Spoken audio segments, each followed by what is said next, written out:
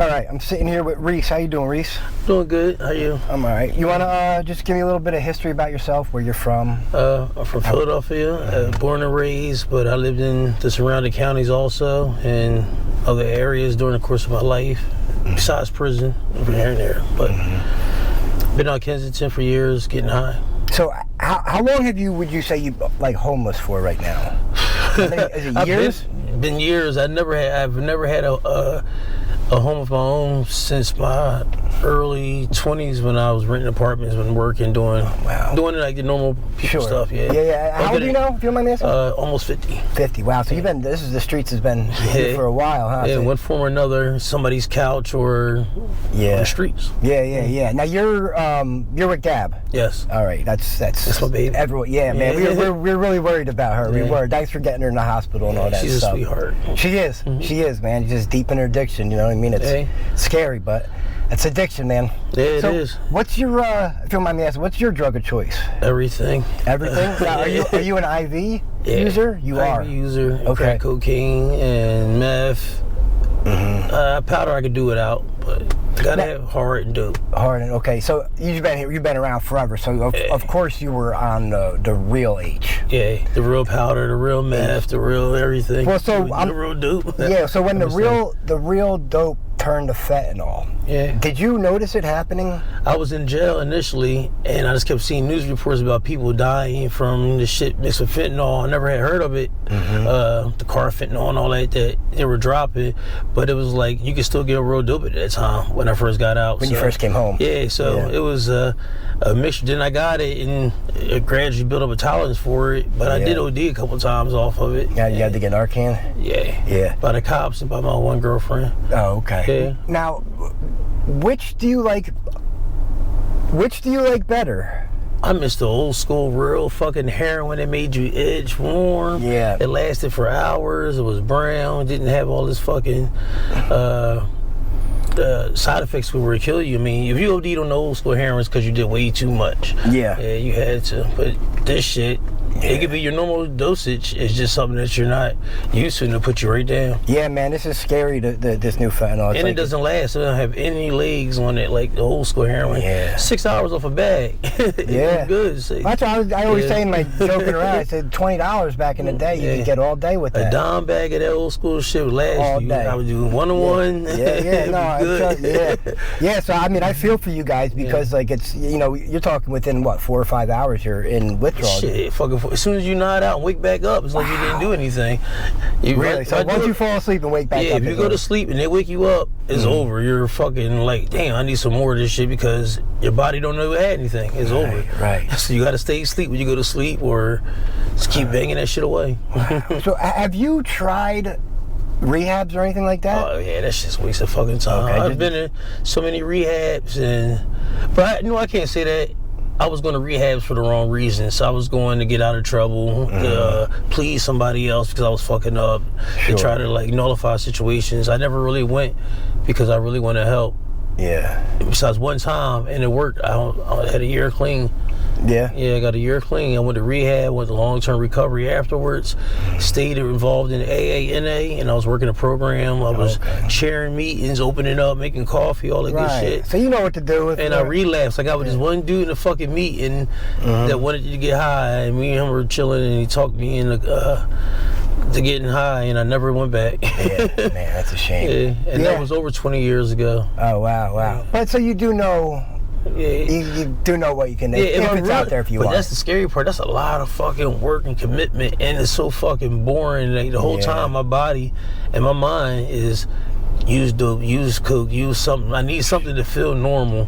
I need something in my system, and it's hard for me to find enjoyment in just doing the regular things without having a substance in me. It's important that you're honest with yourself about that, you know? Have you tried methadone ever? Or Nah, Suboxone. Suboxone? Yeah. It didn't really work for you? I just abused that.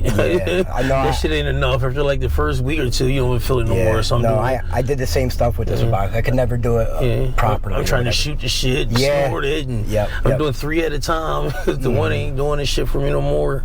I need to feel different. No, I trust me, I get it. You like getting high. You know what I mean? I get it. Yeah, absolutely. So I don't like the consequences, but I love getting high. Right, man.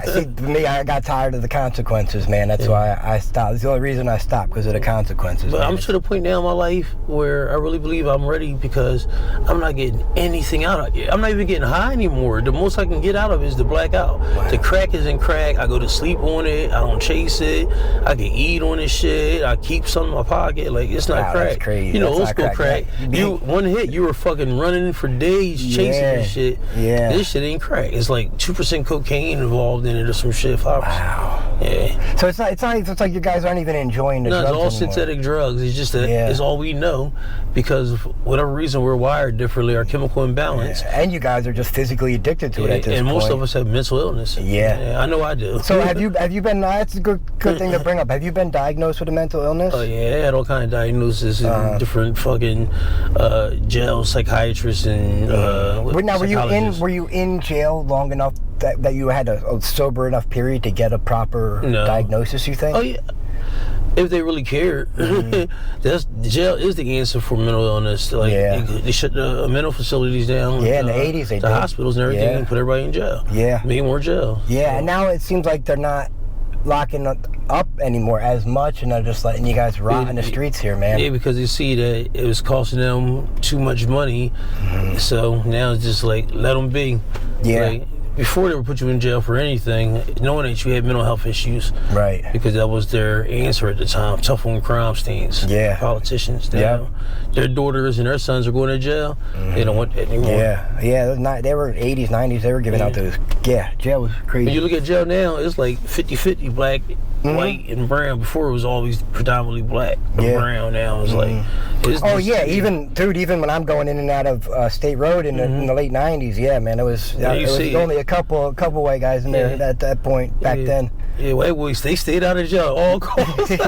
Shit, now they ganged up in there. They got a gang, 215 and all. See, I'm too old for all that. Yeah, white boys, they in jail now. They just as many. All right, so we were able to get you a tent. Yeah, I hope that'll. Oh, yeah, definitely a big help. Yeah. I said we like the people that watch, they care about Gab. They like her. You know what I mean? And they seen her.